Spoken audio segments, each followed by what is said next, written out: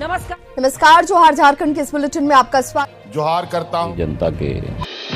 झारखंड के बजट पर मुख्यमंत्री हेमंत सोरेन की प्रतिक्रिया, कहा ऐतिहासिक, बेहतर और संतुलित बजट। झारखंड के मुख्यमंत्री हेमंत सोरेन ने बजट को ऐतिहासिक, बेहतर और संतुलित बताया है। विधानसभा परिसर में बजट पर अपनी प्रतिक्रिया देते हुए उन्होंने कहा है कि झारखंड की आम जरूरतों के अलावा 3.25 करोड़ जनता के अलावा यहाँ के कई संस्थानों पर भी सरकार का बजट जाता है। आपने देखा कि सामाजिक सुरक्षा को लेकर हम लोगों ने कई ऐतिहासिक कदम उठाए, लेकिन इससे काम नहीं बनेगा। मुख्यमंत्री हेमंत सोरेन ने कहा कि अभी बहुत कुछ करना बाकी है। 20 सालों में सिर्फ बजट एक कागजी कार्रवाई के रूप में देखने को मिला, लेकिन इस बजट का लाभ वर्तमान में आम लोगों को तो मिलेगा ही, आने वाली कई पीढ़ियों को भी इसका लाभ मिलेगा। सरकार ने झारखंड के आम लोगों के साथ साथ यहाँ के संसाधनों का भी बजट में ध्यान रखा है।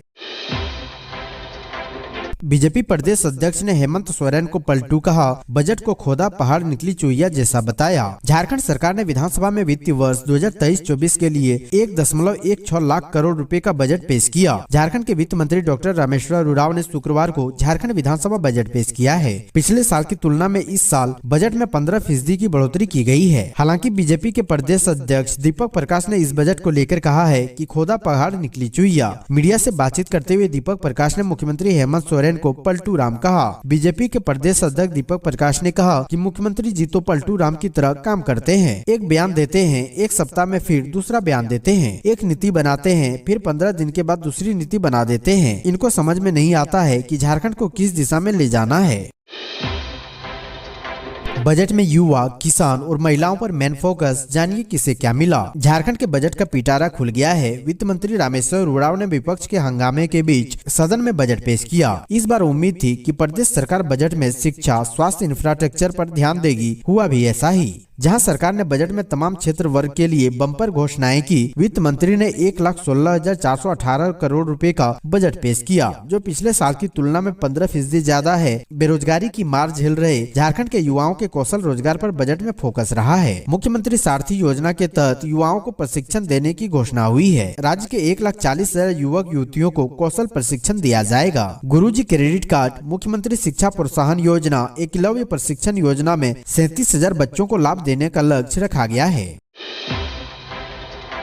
स्वरोजगार के लिए राज्य में नई पॉलिसी के साथ गठित होगा एमएसएमई निदेशालय। आईटीआई में सुधार पर रहेगा जोर। राज्य सरकार का फोकस लोगों को रोजगार उपलब्ध कराकर उन्हें आत्मनिर्भर बनाने पर है। इसके लिए 2023-24 के बजट में कौशल प्रशिक्षण पर विशेष जोर दिया गया है। साथ ही इसमें सूक्ष्म, लघु एवं मध्यम उद्योगों के विकास पर भी ध्यान दिया गया है, ताकि यह क्षेत्र युवाओं को रोजगार उपलब्ध कराने का बड़ा माध्यम बन सके। वित्त मंत्री डॉक्टर रामेश्वर उरांव ने अपने बजट अभिभाषण में कहा है कि सूक्ष्म, लघु और मध्यम उद्यम के माध्यम से बड़े पैमाने पर रोजगार के अवसर उपलब्ध कराने के लिए अलग से एमएसएमई निदेशालय की स्थापना होगी। साथ ही नई एमएसएमई पॉलिसी भी लागू होगी।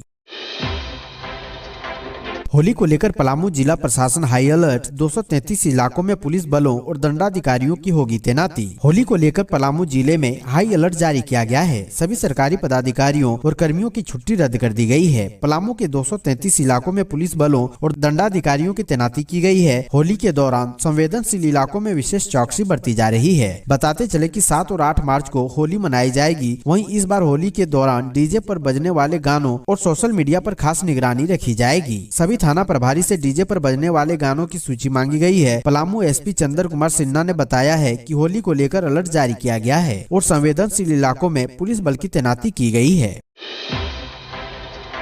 20 करोड़ रुपए से होगा धनबाद के इस अस्पताल का कायाकल्प, मिलेगी ये सुविधा। धनबाद के लोगों को एक बड़ी सौगात मिलने जा रही है। केंद्र सरकार जर्जर अस्पताल का कायाकल्प करने जा रही है। इसकी सुविधा का लाभ यहाँ के आम पब्लिक को मिलेगा। राज्य का सबसे बड़ा ईएसआई अस्पताल नीलाम होने जा रहा है। धनबाद की मैथन में स्थित इसकी अपनी ही कहानी है। बदहाली का दंश झेल रहे इस हॉस्पिटल को राज्य सरकार चलाने में अब असक्षम है। केंद्र श्रम और रोजगार मंत्रालय ने इसे अपने अधीन लेने की बात कही है। गौरतलब है कि यह अस्पताल पिछले 4 दशक से झारखंड सरकार के अधीन था। होली के बाद नीलामी की प्रक्रिया शुरू कर दी जाएगी।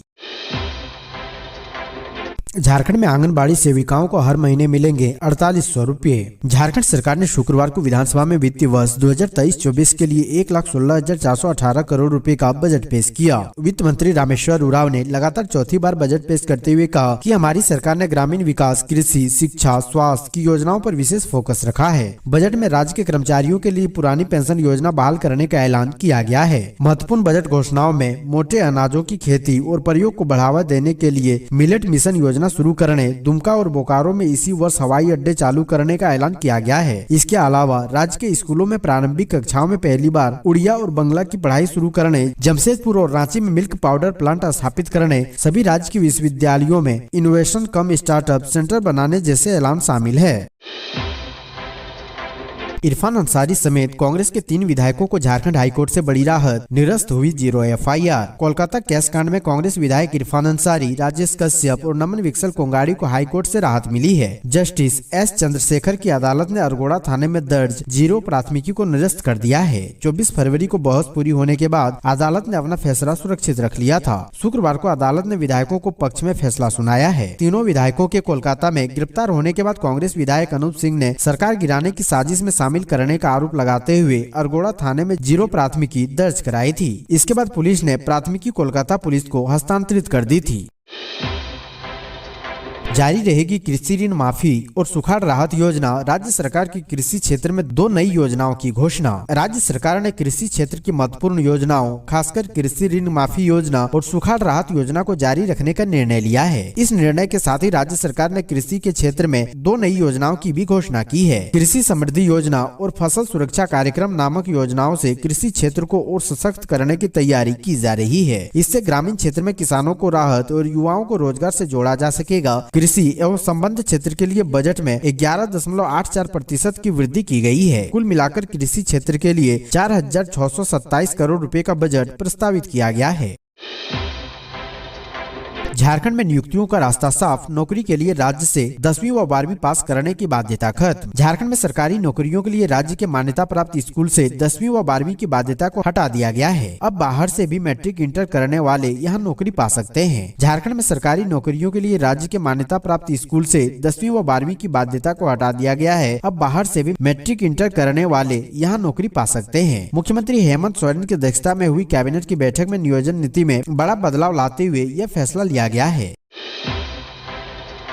नक्सलियों के खिलाफ NIA की बड़ी कार्रवाई, 20 करोड़ रुपए जब्त। झारखंड की राजधानी रांची से इस वक्त की बड़ी खबर सामने आ रही है। नक्सलियों के खिलाफ NIA ने बड़ी कार्रवाई की है। NIA ने नक्सलियों के 20 करोड़ रुपए जब्त किया है। वहीं नक्सलियों द्वारा संचालित 153 बैंक अकाउंट और म्यूचुअल फंड को फ्रीज किया गया है। ऐसे में अब बिना NIA की इजाजत के ना तो फ्रीज किए गए इन बैंक अकाउंट का प्रयोग किया जा सकता है और न ही म्यूचुअल फंड का ही कोई उपयोग कर सकता है। झारखंड में नक्सलियों के खिलाफ NIA की यह सबसे बड़ी कार्रवाई बताई जा रही है। NIA की इस कार्रवाई से नक्सलियों के बीच हड़कंप मचा हुआ है। फिलहाल आगे की कार्रवाई की जा रही है। पुरानी पेंशन योजना बहाल, बेरोजगारों को हर महीने 1,000 रुपए। झारखंड के वित्त मंत्री डॉक्टर रामेश्वर उरांव ने शुक्रवार 3 मार्च को वित्त वर्ष 2023-24 के लिए 1,16,418 करोड़ रुपए का बजट पेश किया। इस दौरान उन्होंने कहा कि कोरोना के 2 साल की विकट परिस्थितियों के बावजूद वर्तमान सरकार राज्य की अर्थव्यवस्था को पटरी पर बनाए रखा। कहा कि इस सरकार ने विकास की राह में सबसे अंतिम पंक्ति के व्यक्ति को आगे लाने का प्रयास किया। वित्त मंत्री ने सार्वजनिक पेंशन योजना, मुख्यमंत्री रोजगार सृजन योजना, झारखंड कृषि ऋण माफी योजना, सुखाड़ राहत, मुख्यमंत्री पशुधन योजना, मरांग गोमके जयपाल सिंह मुंडा परदेसी छात्रवृत्ति योजना, झारखंड राज्य खाद्य सुरक्षा योजना, सावित्री बाई फुले किशोरी समृद्धि योजना, मुख्यमंत्री मेधा छात्रवृत्ति योजना, मुख्यमंत्री शिक्षा प्रोत्साहन योजना, मुख्यमंत्री गंभीर बीमारी उपचार योजना, धोती साड़ी लुंगी योजना सहित कई योजनाओं पर जोर दिया गया है। बड़हरवा टेंडर मामले में झारखंड हाईकोर्ट में हुई सुनवाई। डीएसपी प्रमोद और सरफुद्दीन को ईडी नहीं करेगी गिरफ्तार। झारखंड हाईकोर्ट के जस्टिस एस चंद्रशेखर की अदालत में बड़हरवा टोल प्लाजा टेंडर विवाद मामले में ईडी के समन के खिलाफ डीएसपी प्रमोद मिश्रा और अनुसंधान अधिकारी सरफुद्दीन खान की याचिका पर सुनवाई हुई। सुनवाई के दौरान अदालत ने ईडी के समन पर रोक लगाने से इनकार कर दिया। अदालत ने दोनों अधिकारियों को 6 मार्च को ईडी के समक्ष अपना बयान दर्ज कराने का निर्देश दिया है। अदालत ने कहा है कि पूछताछ के दौरान ईडी दोनों अधिकारियों को गिरफ्तार नहीं करेगी। इस मामले की अगली सुनवाई 31 मार्च को होगी। ताजिकिस्तान में फंसे झारखंड के 36 मजदूरों में से 20 की सकुशल वतन वापसी, बाकी भी जल्द आने की उम्मीद। सेंट्रल एशियाई देश ताजिकिस्तान में फंसे झारखंड के 36 मजदूरों में से 20 की सकुशल वतन वापसी हो गई। केंद्र और राज्य के हस्तक्षेप पर कंपनियों ने इन मजदूरों को बकाया रकम का भुगतान भी कर दिया। बाकी बचे मजदूरों की वापसी दूसरे जत्थे में जल्द होने की उम्मीद जताई गई है। बता दें कि झारखंड के गिरिडीह, हजारीबाग, बोकारो, धनबाद जिले के 36 मजदूर ट्रांसमिशन लाइन निर्माण कार्य में मजदूरी करने ताजिकिस्तान गए हुए थे। उन्हें विष्णुगढ़ प्रखंड के खरना निवासी पंचम मोतो के माध्यम से TGM कंपनी में भेजा गया था। वहां सभी मजदूर बुरी तरह से फंस गए थे। ना ही उन्हें ठीक से खाना दिया जा रहा था और ना ही पैसा ही मिल पा रहा था। इसी बीच मजदूरों ने बीते 13 फरवरी को सिकंदर अली नामक एक सामाजिक कार्यकर्ता के जरिए सोशल मीडिया के माध्यम से वीडियो शेयर कर अपनी पीड़ा बताई थी और वतन वापसी में सहयोग की अपील की थी।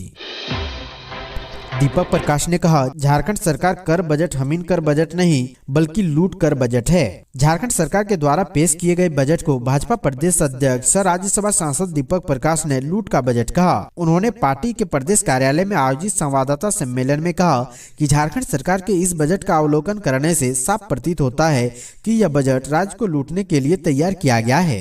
श्री प्रकाश ने कहा, जब तक राज्य में भ्रष्टाचार पर अंकुश नहीं लगेगा तब तक झारखंड का भला नहीं होने वाला है। उन्होंने राज्य सरकार की विजन पर प्रश्न चिन्ह लगाते हुए कहा है, राज्य सरकार बजट तो बनाती है लेकिन उसे धरातल पर उतार नहीं पाती है। उन्होंने कहा कि राज्य का बजट गांव, किसान, मजदूर जो आवश्यक चीजों से वंचित है उन्हें केंद्र बिंदु में रखकर बनाया जाना चाहिए था।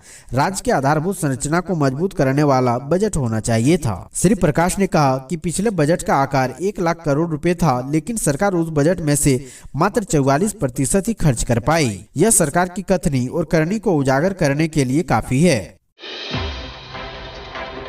झारखंड में शिक्षक के 100 पदों पर भर्तियां, जानिए डिटेल। झारखंड के बोकारो जिला प्रशासन ने शिक्षा विभाग में संविदा पर TGT व PGT शिक्षकों के पदों पर भर्तियां कर रहा है। बोकारो में TGT PGT शिक्षकों के पदों पर भर्ती के लिए आवेदन के इच्छुक अभ्यर्थी निर्धारित प्रोफार्मा में आवेदन फॉर्म भरकर जिला शिक्षा एवं कार्यक्रम ऑफिसर बोकारो के कार्यालय में जमा करा सकते हैं। अभ्यर्थियों को आवेदन पत्र के साथ जरूरी दस्तावेजों की प्रतियां व 100 आवेदन शुल्क का डिमांड ड्राफ्ट भी संलग्न करना होगा। अभ्यर्थी ध्यान रखें, यह एक संविदा शिक्षक भर्ती है। अभ्यर्थियों को सलाह है कि आवेदन करने से पहले पूरी भर्ती नोटिफिकेशन जरूर देख लें।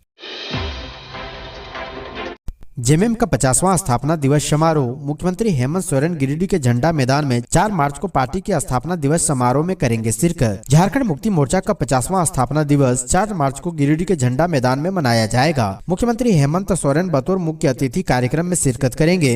झामुमो के अलावा जिला प्रशासन भी सीएम के स्वागत की तैयारियों में जुट गई है। शुक्रवार को सदर विधायक सुदीवी कुमार सोनू एवं DC नमन प्रियस लकड़ा मुख्य कार्यक्रम स्थल गिरिडीह के झंडा मैदान का निरीक्षण किया।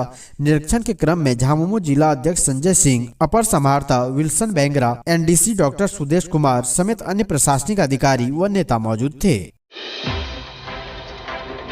ईडी ने की 14 ठिकानों पर छापेमारी, पूजा सिंघल के करीबी के घर से 3 करोड़ से ज्यादा की नकदी बरामद। निलंबित IAS पूजा सिंघल से जुड़े अवैध खनन मामले में ईडी ने शुक्रवार को झारखंड राज्य खनिज विकास निगम के प्रोजेक्ट मैनेजर अशोक कुमार, हजारीबाग के कारोबारी मोहम्मद अजहर अंसारी से जुड़े रांची, हजारीबाग व रामगढ़ के 14 ठिकानों पर छापेमारी की। इस दरमियान हजारीबाग में पिलावल रोड मिल्लत कॉलोनी स्थित यूनियन बैंक ऑफ इंडिया के समीप रहने वाले कारोबारी मोहम्मद इजहार अंसारी के आवास से ईडी ने 3 करोड़ रुपए से अधिक की नकदी बरामद की है। देर रात तक नोट गिनने की मशीन से रुपयों की गिनती जारी थी। मोहम्मद इजहार अंसारी निलंबित IAS अधिकारी पूजा सिंघल का करीबी है। राजेश ठाकुर ने कहा, गांव, गरीब, मजदूर, किसान, नौजवान को ध्यान में रखकर बनाया गया है बजट। झारखंड प्रदेश कांग्रेस कमेटी के अध्यक्ष राजेश ठाकुर ने वित्त वर्ष 2023-24 के बजट को राज्य को तेज गति से विकास देने वाला बजट बताया है। उन्होंने कहा है कि यह गांव, गरीब, मजदूर, किसान, नौजवान को ध्यान में रखकर बनाया गया बजट है। बेरोजगारी दर 7% से घटकर 3% रह गई है। दूध उत्पादन में प्रोत्साहन राशि 2 रुपये से बढ़ाकर 3 रुपये प्रति लीटर कर देने से राज्य के दूध उत्पादकों को फायदा मिलेगा। ओल्ड पेंशन स्कीम के लिए पेंशन कोष गठित करने का फैसला सराहनीय है। बजट में वित्तीय अनुशासन का पूरा ध्यान रखा गया है। सरकार का वित्तीय घाटा अनुशासित सीमा के अंदर है। स्थापना मद से ज्यादा योजनाओं पर जोर दिया गया है। उन्होंने कहा है कि बजट में तालाबों के जीर्णोद्धार पर जोर दिया गया है। साथ ही सिंचाई व्यवस्था और जल संरक्षण के लिए 5 एकड़ से कम क्षेत्र वाले तालाबों का मशीन से गाद हटाने और डीप बोरिंग कराने पर 500 करोड़ रुपए का खर्च का उपबंध किया जाना क्रांतिकारी फैसला है। सुरक्षा बलों को मिली बड़ी सफलता, 5 लाख का इनामी माओवादी शीतल मोची गिरफ्तार। सुरक्षा बलों को माओवादियों के खिलाफ बड़ी सफलता मिली है। सुरक्षा बलों ने टॉप माओवादी के सब जोनल कमांडर शीतल मोची को गिरफ्तार किया है। शीतल मोची पर 5 लाख रुपए का इनाम है। यह लातेहार के बालू माथा का रहने वाला है और माओवादी रविंद्र गुंजू का दाहिना हाथ रहा है। सुरक्षा बलों को सूचना मिली थी कि शीतल मोची लातेहार और लोहरदगा सीमावर्ती इलाके में आया हुआ है। इसी सूचना के आधार पर छापेमारी की गई और शीतल को गिरफ्तार किया गया है। गिरफ्तारी के बाद शीतल से पुलिस और सुरक्षा बल के अधिकारी पूछताछ कर रहे हैं। हालांकि शीतल की गिरफ्तारी को लेकर कोई भी अधिकारी फिलहाल कुछ भी बताने को तैयार नहीं है।